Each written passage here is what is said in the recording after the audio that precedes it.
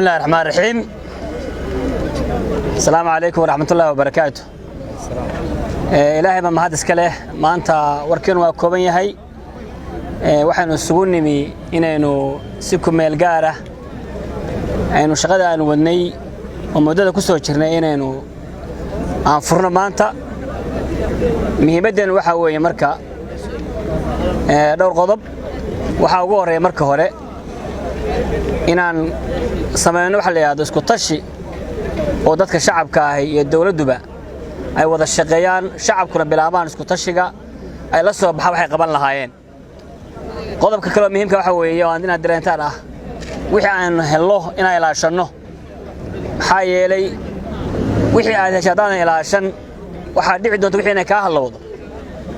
هذا وحبين وقبسنا سوما حنوبهنا إنا إلى شنو سحر كقضاء حظ بكيلان ومهم ويرنتاسي وقادنا قضب كلام مهم كوحوي إنا درينتان شغلة ما أنت برحد لقى قبتي أما الشقوين كانوا صعد بقول كيف صدنا بقبل شغلة وين نهرت هذا واحد الله سفرية ما هنا شغلة دماتي واحد الله سفرية إن دتك شعب كها وأنا هذا وما هاد علينا يدرقات كيسميين أنت شغلة عن السعودي دتك مقاحيها إسكالها دتك دكامة إسكالها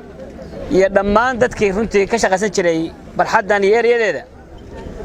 waxaan uga mahad celinayaa sidii wanaagsaneed oo dulqaadka lahayd oo sharafta lahayd oo dulqaadin shaqo socotay iyagoo businesskooda xogaa culays ka fuulay boorka ku dhacaayay iyo culayska kala saarnaa runtii waxaan leeyahay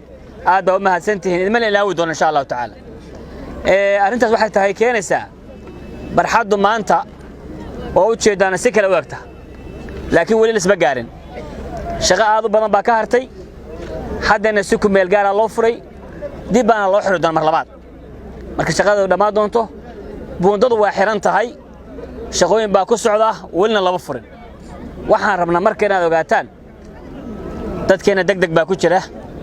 waxaan rabnaa ilaalisaan sida wadada loo maraayo inaydan shil sababin waxaan rabnaa tartiib u socotaan falaaraha raacdaan calaamadda ay idin tusi doonaan taraafikadu aad kala shaqaysaan si aad runtii aad ugu dadaashaan in amnigiinu u badqabo oo aad ogaataan meesha aad maraysaan inay yahay iska soco ay u baahan tahay calaamado waxaan oo dhiman calaamadihii waaweynaa oo ranjiga ah baan oo dhiman waxaan oo dhiman tabeelayaashii waxaan oo dhiman layrkii waxaan oo dhiman biyihii waxaan oo dhiman bilicdii waxaan oo dhiman barxadii weynayd wali la isba gaarin wax yar baa hadda la qabtay waxaan rabnaa marka inta hadda aynu haysana ka faa'iideysano inta kalena u diyaar garowno warkeenu wuxuu noqon doonaa markeenu furi doono barxadda iyo buundada waxaana si official u furi doona hadii la haydno madaxweynaha dalka hadii la haydno aad waa mahadsantii